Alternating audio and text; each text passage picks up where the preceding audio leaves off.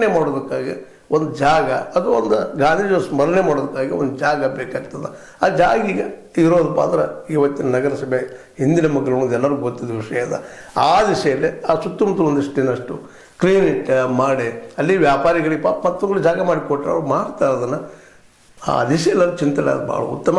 ಅದೇನೋ ಆಗಲಿ, ಇನ್ನಾದರೂ ನಮ್ಮ ಬಾಪನ ಅವರ ಸಂತತಿ ಅವರಾಗಿರ್ಬೋದು ಅಥವಾ ಅವರ ಮಕ್ಕಳಾಗಿರ್ಬೋದು ಅಥವಾ ಅವ್ರ ಜೊತೆಗೆ ಇನ್ನುಳಿದ ಗಾಂಧೀಜಿಯವರನ್ನು ಅಥವಾ ಸ್ವತಂತ್ರ ಹೋರಾಟವನ್ನು ತಿಳ್ಕೊಂಡಂಥವ್ರು ಈ ಮಹಾತ್ಮ ಗಾಂಧಿ ಸೇವಾ ಸಮಿತಿಯನ್ನು ಇನ್ನೊಮ್ಮೆ ಅದನ್ನು ಊರ್ಜಿತಗೊಳಿಸಿ ರಿಜಿಸ್ಟ್ರೇಷನ್ ಮಾಡಿಸಿ ಇಲ್ಲೆಲ್ಲ ಒಂದೇನಪ್ಪ ಗಾಂಧೀಜಿ ವಿಚಾರಧಾರೆಗಳನ್ನು ಹಂಸುವಂಥ, ಬೆಳೆಸುವಂಥ, ಹಬ್ಬಿಸುವಂಥ ಕೆಲಸ ಆದ್ರೆ ಭಾಳ ಉತ್ತಮ ಆಗ್ತದೆ. ಆ ದಿಶೆಯಲ್ಲಿ ನಮ್ಮ ಲೋಕಲ್ ರಾಜಕಾರಣಿಗಳಿಗೆ, ಅದರಲ್ಲೂ ನಾವು ಮಿನಿಸ್ಟರ್ ಮಟ್ಟಿಗೆ ಬೆಳೆದಿದ್ದಂತಹ ನಮ್ಮ ಸತೀಶ್ ಅವರು, ಜೊತೆಗೆ ನಮ್ಮ ರಮೇಶ್ ಜಾರಕಿಹೊಳಿ ಅವರು ಅಥವಾ ನಮ್ಮ ಇದೇ ಕಾಲಕ್ಕೆ ಬಾಲಚಂದ್ರ ಜಾರಕಿಹೊಳಿ ಅವರು, ಇವರೆಲ್ಲರೂ ಈ ದಿಶೆಯಲ್ಲಿ ಒಂದು ಯೋಚನೆ ಮಾಡಿದರೆ ಭಾಳ ಯೋಗ್ಯ ಆಗ್ತದೆ. ಯಾಕಂದರೆ ಗಾಂಧಿ ಇವತ್ತು ಭಾಳ ಬೇಕಾಗಿದ್ದಾರೆ ಅನ್ನೋದನ್ನು ಅವ್ರಿಗೂ ಗೊತ್ತದ, ಅವ್ರಿಗೆ ಹೇಳೋ ಅವಶ್ಯಕತೆ ಇಲ್ಲ.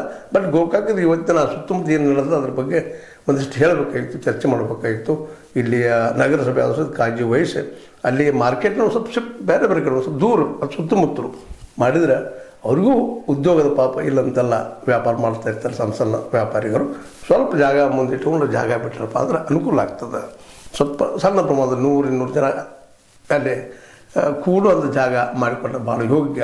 ಅದು ನಿರಂತರವಾಗಿ ಗಾಂಧೀಜಿ ವಿಚಾರಗಳು ಹಂಸುವಂಥ ಕೆಲಸ ಆಗಲಿ ಮತ್ತು ಹೇಳ್ತಾ ಇದು ನೀವು ಲೈಕ್ ಆಗಿರ್ಬೋದು, ಲೈಕ್ ಮಾಡಿ ಶೇರ್ ಮಾಡಿ ಕಮೆಂಟ್ ಮಾಡಿ, ಜೊತೆಗೆ ಸಬ್ಸ್ಕ್ರೈಬ್ ನಿಲ್ಲಿಸ್ಕೊಂಡು 60 ನ್ಯೂಸ್ ಅರ್ಥ ತಿಳಿಸಿದ್ದಾರೆ.